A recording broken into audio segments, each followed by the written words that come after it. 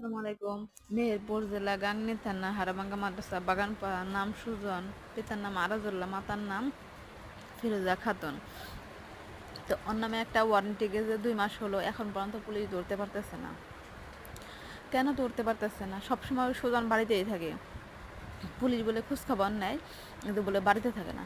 তো আমি আমি এই ঢাকা গাজীপুর থেকে আমি খোঁজ খবর নিতেছি এলাকা জুড়া, যে ও বাড়িতে আছে কিনা। ও তো রাত বাড়িতেই থাকে, ওর বউ আছে এখানে, দ্বিতীয় বাড়িতে বিয়ে করছে, ওর বউ আছে এখানে। পুলিশে ওর ফ্যামিলিরা যদি জিজ্ঞেস করে যে সুজন কি বাড়িতে আছে, আর ফ্যামিলি কি বলবো? যদি ঘরেও শুয়ে থাকে তা বলবো না যে ফ্যামিলি সুজন ঘরের মধ্যে শুয়ে আসছে। তো আশেপাশে জিজ্ঞেস করো না, আশেপাশে তুমি জিজ্ঞেস করো যে সুজন কি বাড়িতে আছে, কালকে কি ছিল বাড়িতে, পরশুদিনকে কি ছিল বাড়িতে। ওইটাই পুলিশে শুনে আসা পড়ে যে ও তো বাড়িতে নাই, বাড়িতে নেই। বাড়িতে নেই কই থাকে ও? ওর বউ এখানে আছে। কাল কালকে ছিল না, পরশু দিনকে ছিল বাড়িতে। তারপরে ও সি কী করবো, ওই কুটে যে বলবো যে ও বাড়িতে থাকে না, ও বাড়িতে থাকে না, রাতটা কাটাই কোনে ওর শ্বশুর বাড়িতে। আর বউ যতদিন এইখানে, ও এখানে। ওর শ্বশুর বাড়ি ওর বউ হলো ও ওর শ্বশুর বাড়ি।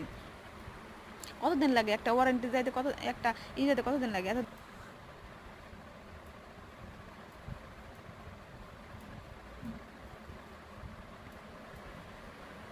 একটা ওয়ারেন্টি যাইতে কতদিন লাগে?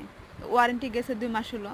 আমি আমার এই পিচ্চি ছেলেটা নিয়ে এই সেই গাজীপুর গাংনী থানা এনে ওনে আমি 1.5 বছর ধরে আমি এই ছেলেটা নিয়ে ঘুরতেছি, 1.5 বছর ধরে আমি এই ছেলেটা নিয়ে ঘুরতেছি।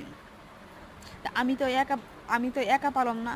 তো তুই ভরণ পোষণ দিবি, তুই ভরণ পোষণ দিবি, তুই মারছস, আবার এই এই ছেলেটারে তুই ভরণ পোষণ দিবি না? ভরণ পোষণ দিবি না? আমি থানার লোকদেরকে বলতেছি যে আপনারা ধরেন। এর আগে গেছিলাম, তখন তো বললেন যে ওয়ারেন্টি আইসা নাকি ধরতে কতক্ষণ? ও তো বাড়িতেই থাকে সবসময়, জানালাটা খোলা আছে, জানালার পাশে একজন লোক থাকবেন, গেটের পাশে একজন লোক থাকবেন। ওর ফ্যামিলিতে চাপ দিলে পরে ধরতে পারবেন? জীবনও ধরতে পারবেন না। আশেপাশে জিজ্ঞেস করতে হবে।